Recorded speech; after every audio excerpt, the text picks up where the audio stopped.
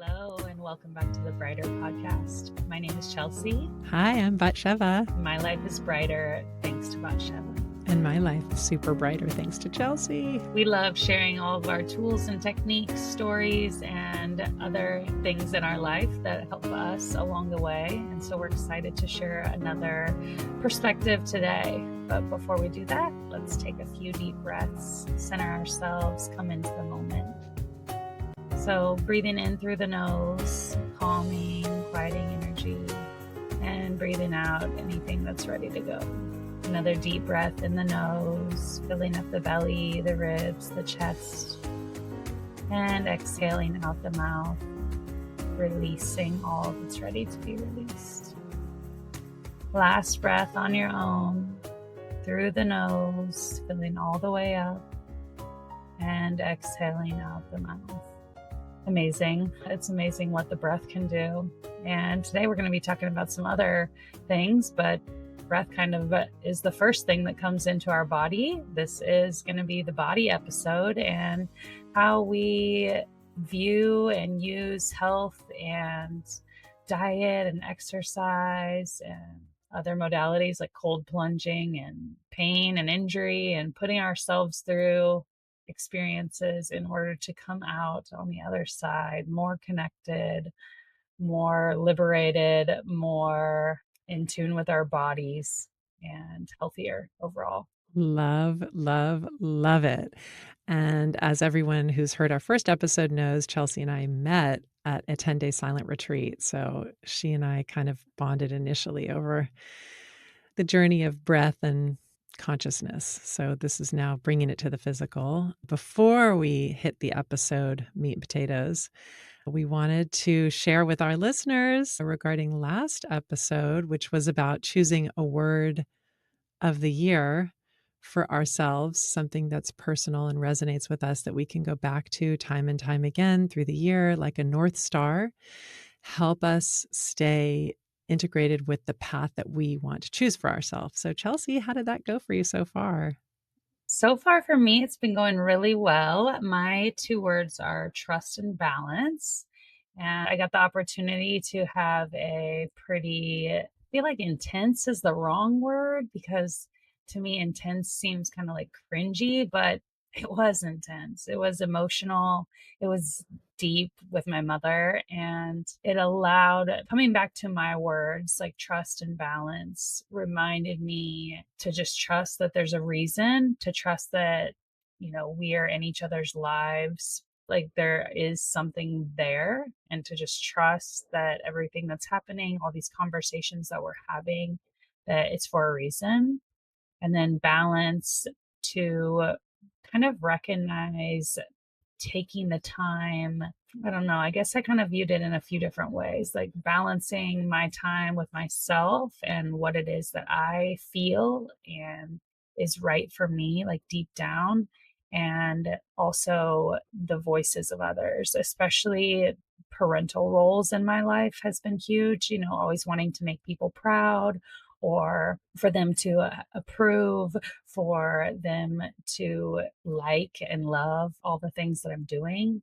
But the balance comes in that kind of balancing the time with myself and balancing the time with others so that I can really hear my voice, hear what's right for me, because I believe that everyone is different, and it really is tuning out the external noises, whether that be media or stuff you're taking in or other people, and really just tuning into your own heart and listening and discovering what's right for you. So that's kind of where the balance part of it played in for me. I remember in an episode you had only chosen balance and I had chosen love.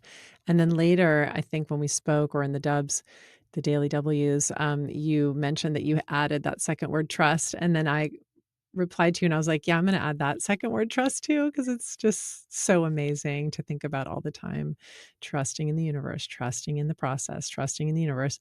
And I was really aided by the word love in particular and trust just over the past week or so since we recorded that last episode. I had been fighting off and on with one of my daughters, just really difficult, like teenage stuff, not agreeing on, her studying or not studying or different attitudes. And it was feeling very raw and intense for me, to use that word. And when I remembered, oh, what's my word? Love, love, love. It definitely softened me.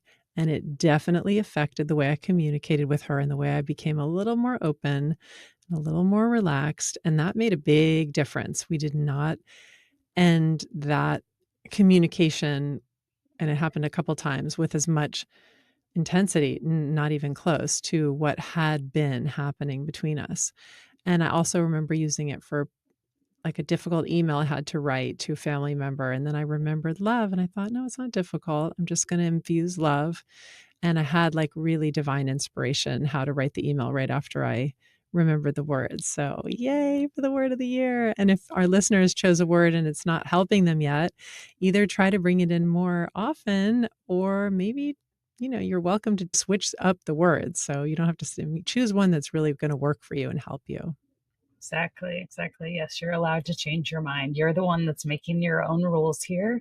And so you can change those at any time. Speaking of rules, I feel like that along with the body, BatSheva and I have both embarked on a 5-day water fast. Today is day one. Yeah, day 1 for you and day 2 for me, and we are coming to you live in the middle, towards the beginning, but the middle of this 5-day water fast, so that's pretty unique experience.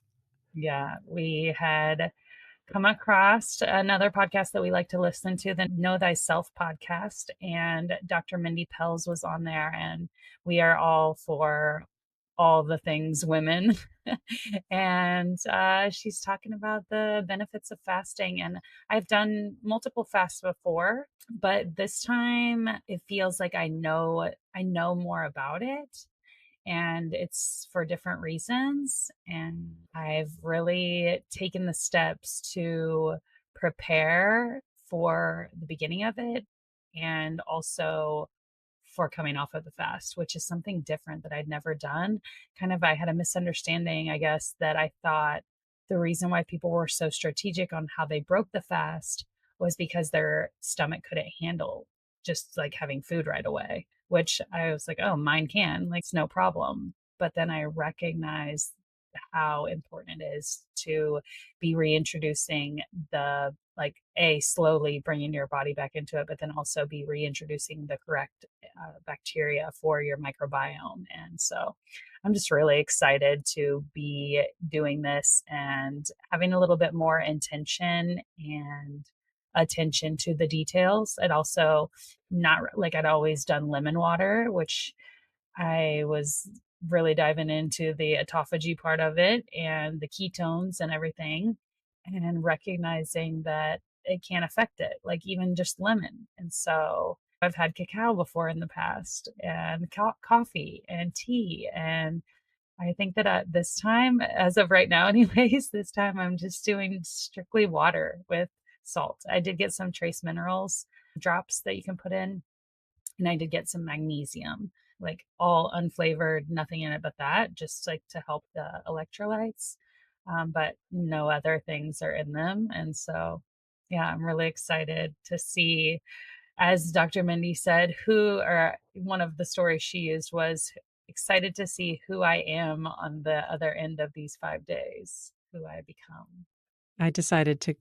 I am drinking coffee and tea because I remember she had said those were okay during the water fast, so hopefully they'll keep me in autophagy. But just to be clear to our listeners, we aren't doing this because of some fad or some weight loss. We actually heard the science behind it, and these types of fasts regenerate stem cells in the body. They can eradicate chronic illness and pain. They can avoid disease from developing in the body. Not to mention, as Chelsea said, give us clarity and help us answer questions or understand a concept that we were struggling with. We're approaching it for those reasons, and we'll definitely have an episode on the other side of it to let everyone know how the full 5 days goes. But in the meantime, we wanted to talk to you guys about all of this because Chelsea and I were similar, although we didn't know each other in our teens and wild 20s. I know that she, like me, I mean, I used to party and drink, and I would do drugs here and there and eat whatever I wanted, and I had a great metabolism, so I literally ate a bunch of junk all the time. I see it with my teens now. I mean, they actually are healthier than I was, but I just didn't care about my body back in my teens and my 20s until I started, unfortunately, getting chronic conditions, insomnia, irritable bowel syndrome, headaches, jaw clenching, and, like, other issues. And then therapy helped with a lot of them, to be honest, but it also made me that initiated my interest, which is now lifelong, into feeling into what is gonna help my body, not someone else's body, but my body, be its most radiantly healthy and balanced. Yeah, I can remember it almost being like a badge of honor, like an award of whose body could withstand the most torture, who could do, oh, I only got this much sleep, or I only got this is all I've eaten today, or I had this many shots. And it's just, oh, I think about it now and I'm like, oh, thank you, body. Thank you for withstanding all that I put you through. I promise for the rest of our time together to be as nourishing and nurturing to you. And I'm just so grateful for the body that I have. Dr. Mindy talks about the feast or famine, that we weren't always like our tribal ancestors did not go to grocery stores. They had to like go out and hunt and gather. They were not eating all the time like we are in present day. So just recognizing the way that our bodies work and the innate intelligence that's inside of our bodies to repair and replenish and restore all of our cells is just so fascinating. And then for me, yeah, the clarity and the creativity that comes through is, and even energy. Like some people, and I used to think like, oh, I had to eat to have energy, but actually it's kind of opposite sometimes. It's definitely dependent on what you're eating, and everybody is different.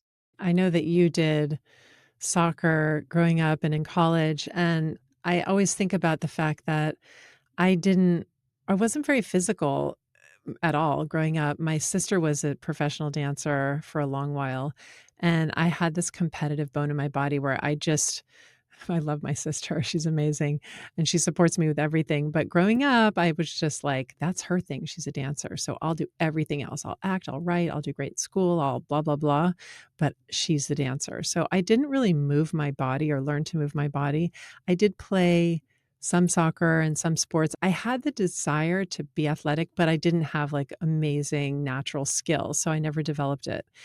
And cut to my 20s when everything started to go south after college, the way I was not taking care of myself at all. So the chickens coming home to roost included going to therapy. I started looking into Chinese herbs at the time, and I discovered yoga. And for me, yoga was this portal that combined everything. I hadn't been a spiritual person either, but between, as you mentioned in the beginning, the breath and the stretching and the yoga I was doing was also very intense, so it was an amazing workout, and I started to, for the first time in my life, be able to release. I had a lot of releases, emotional releases and pain, as you mentioned, even sometimes injury, but then on the other side, healing because I was finally on a path of healing, so healing in the correct way. And that was in my late 20s. I'm now in my early 50s, and I feel like I'm just getting started with my dancing and my physical fitness. And then to hear Dr. Mindy Peltz on that podcast say that postmenopausal women are supposed to be the most fit of all the different stages of women's life. I mean, that blew my mind and also was fucking awesome to hear because I'm like, yes, I'm in a workout class with an 80-year-old and she's in incredible shape. She's actually my Tai Chi teacher. Just allowing ourselves to step into this new role of caring about and loving our bodies. It's exciting and it's great to leave behind the crazy wild teenage and 20s. It's well, some kids are precocious and they hit it earlier, and I bow to them, but many of us don't get the memo until a little bit later. I'm wondering how you transitioned from soccer girl, party girl into caring about your health. Oh, and you were a nurse, which means you were not sleeping much for many, many years. Yeah, it's definitely been a ride of, taking care of yourself enough to play sports. But even then, I feel like I was doing a lot of things to my body, depriving it, not feeding it the right foods, maybe, running on zero fuel.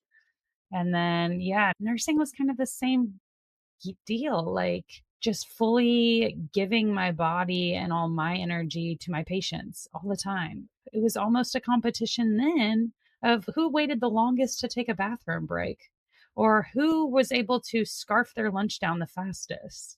So many different unhealthy things, or how many 12-hour shifts in a row you worked, and then how long you were out there later charting. And then, by the time I got home and got things done, it was like I barely got 6 hours of sleep, and it was always just, like I said, like a badge of honor of who could treat their body the worst, like bragging rights, going to work, and it was almost like seeing who could one up the other one with who didn't take care of themselves. And in retrospect, you're like, wow, like I'm preaching here, trying to get these people that are patients to take care of themselves, yet I'm not doing that myself. I'm giving away all my energy, giving away all my power, and choosing to try and fill other people's from like an empty cup. So it just really didn't make sense to me. Or it doesn't make sense to me now, like looking back on it. Then I was like, so I didn't even care. But now looking back on it, it's just like, wow, respect for people who jump on the health train sooner. That environment and that competition, like who can be the craziest. I definitely recognize that from my own college experience, which was super duper intense. But I remember one of my friends there, she had been in the New York City Ballet, and she was, I think, 19 or 20 by the time she got to Yale. She had taken a few years off to do the ballet, and she hadn't had her period in years and years, and I guess had sort of been some version of anorexic due to the ballet.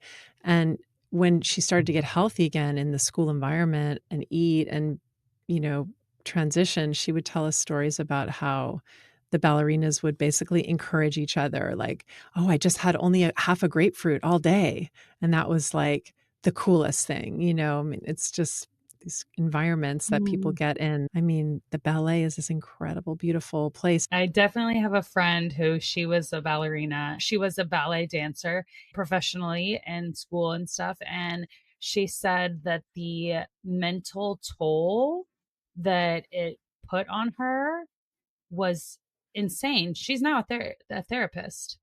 And a lot of getting there had to do with her journey. And then you see the movie, Black Swan. And it's like, whoa. So my question to you is, what can we tell people? How can we support other women listening to this podcast who are right now in somewhat intense environments, be it work environments where they really are called to work in an office or in a hospital or in some environment full time or even overtime, and or mothers, like a lot of people I work with as a coach or friends I have, they are younger mothers and they legitimately struggle. I mean, they couldn't do a 5-day fast, you know what I mean? Or maybe they could, but they're funny. As I say it, I'm thinking they totally could, but I would want them to have the right support along the way because it might not be easy, you know, in the beginning. But what would you advise people like that who really have to balance that pressure with trying to take care of their bodies? I think that that's just it. Balance is you have to prioritize and carve out the time, or at least like surrounding whenever you're in those environments, like trying to surround. For me, it was trying to surround myself with things. Like I remember whenever I was out in California doing some nursing, and it was during COVID, and there was the overall vibe and energy was not healthy, and I would take my breaks and I would listen to books, and I would spend whenever I had a day off, then I would be in the ocean, I would be in nature.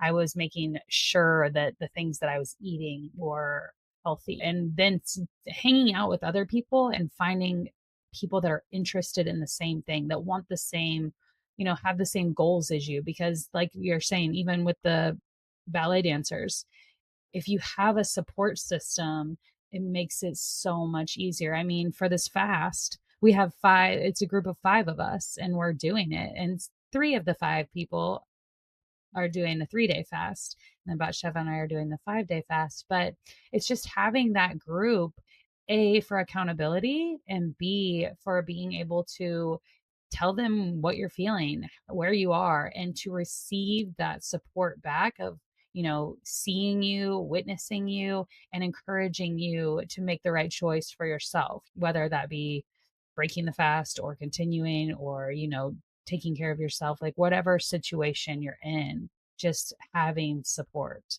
I love those suggestions so much. I want to repeat them because I feel like they are so important. They are having books and or audio materials or podcasts that light you up and support that journey. You said going to nature, which is amazing. It's so true. Even if they don't live by the ocean, we can all go into a yard or a park or take a hike. Surrounding yourself with the right support, amazing, and leaning on that support when you need to. I mean, that's kind of everything. And then you can gather up other tools like journaling, voice journaling, ways of being able to talk to yourself even when you have no time. Because I would find in my car, I can push record on my voice memo and talk to myself. And it turns out that can be a really therapeutic outlet. Or taking a walk without even your phone or music or anything. I just read an article the other day. I've been doing it for years. I remember reading about it in The Artist's Way by Julia Cameron years ago, and I adopted it and I love it. And I tell my clients to do it. And we take the walk without a dog, without distractions, without a phone or music. And the thing that does is it reconnects you with your body's rhythm and with your surroundings and hopefully nature too. Even if you're super duper busy, these are little tiny things that can make a big difference. And it sort of opens up that whole of your own space, like Chelsea said, wider and wider and wider, which is just going to make you feel better and happier and more healthy. And that's going to reverberate in my experience and in my life. That happens on still to this day. Same. You have to fill up your cup or take care of yourself before you can take care of those other people. Because even if you are, even if that does light you up, like there comes a time where, like, maybe you're doing it for other reasons, or then you feel obligated, or then you get to a point where you're not even able to anymore because you just really haven't paid any attention to yourself. So, I don't know, self-care for me is huge, huge, huge, huge, because for a long time I did think that it was all about, and I'm still all about giving, but it's giving, making sure that what I'm giving is quality, and it can only be quality from me whenever what I'm putting into myself is quality. Well, I have to plug the cacao that you sell right now, even though we will do a whole episode on plant medicine. But Chelsea also has a company, SoulScription, and she sells cacao that she made sure to go the distance with her research, and it's heirloom. I mean, you'll tell them all about it, but I have to bring it up because when you talk about supporting the body, it's with physical activity and it's what you put into it, as you said. And I always put in the highest quality organic coffee. Now I do decaf because I don't do well with caffeine. And I learned that with my whole journey owning a coffee shop with my ex-husband, who's like a coffee genius. And so I went down the rabbit hole with the research and found out how actually high quality coffee is one of the best superfoods you can put in your body. And then when Chelsea introduced me to cacao, I'm now hooked on the cacao. Why don't you share a little bit about it since I brought it up? Well, it is. also a superfood, one of the highest nutrient dense superfoods. But it's loaded with minerals and vitamins, magnesium, zinc, copper, iron. It's got flavonols in it. It helps to lower blood pressure. It's got anandamide, which is considered the bliss molecule, and encourages feelings of happiness and also relaxation. It also has theobromine in it, which is considered the food of the gods, and it helps with mental clarity and focus. For me, it's like this heart opening, just incredible experience every time I have it.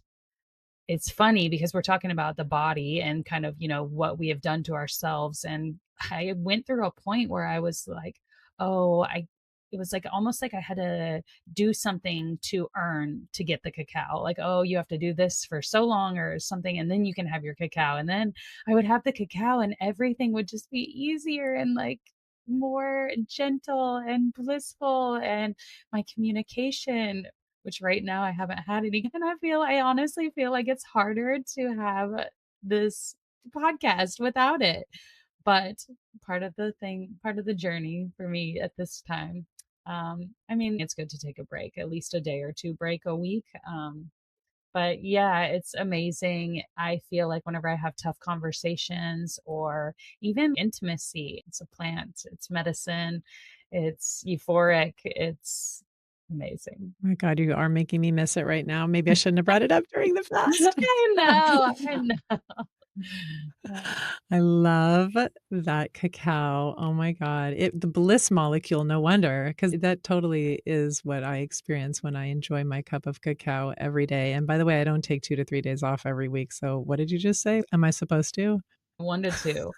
No, I drink it every day like my coffee. I didn't know I was I mean, interesting. well, they say, like, experts say, doctors say, like, even supplements, things that you take, whether it be your vitamins or whatever, just to give your body a rest, which is kind of like what we're doing with this fast. I mean, that's what we're giving the body a rest, like allowing it to just do what it does without all the things that we are adding on top of it or adding to it. Our listeners are going to be able to hear how we survived, whether we survived, and what insights we gleaned from this whole journey and fast adventure on a future episode. But for now, we're going to wrap the body and wellness episode. And before we go, Chelsea and I have decided we're going to have a fun little Daily W tagline at the end of each episode just to remind you guys about this freaking awesome technique, which is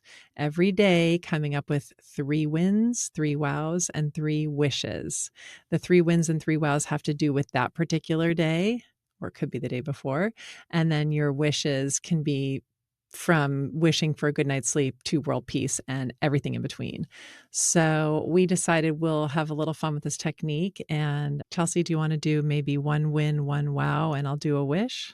Okay, so my win for the day so far is that I've actually been doing this meditation every day. It's like a 7-day prayer chanting meditation with these Tibetan monks. It's a Qigong meditation and it's offered for free online. And I think it's called Spring Forest Qigong.